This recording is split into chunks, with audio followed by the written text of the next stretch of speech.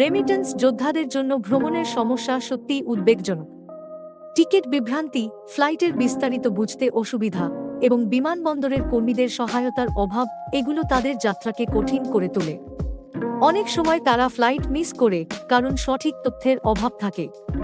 তবে কিছু সমাধান আছে। বিমানবন্দরের নিজস্ব সাপোর্ট ব্যবস্থা গঠন করা হলে যাত্রীরা বোর্ডিং এবং কাস্টমসে সহায়তা পাবে।